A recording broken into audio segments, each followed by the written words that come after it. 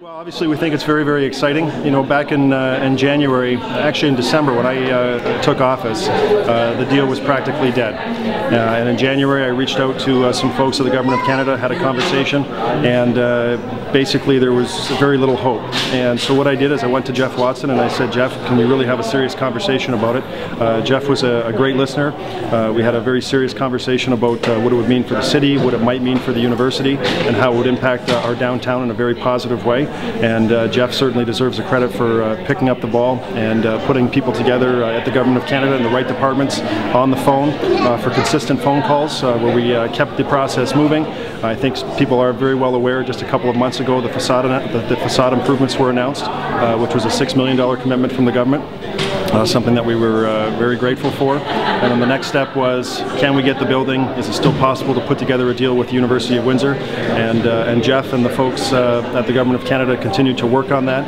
And as Jeff talked about, Treasury Board approval was required in order to divest the asset to the City of Windsor. And what a great announcement it is for the city to be able to get that building, to work with the University of Windsor. And I know they have a whole series of processes that they have to go through with their board and to put the deal together on their side, but this is really the first step. It's a very, very positive step. The City of Windsor will get the building for $1, and we're going to continue to work with the University of Windsor, and of course the goal is to see a law school in our downtown core, probably 450 students, which is very significant, in addition to faculty and staff.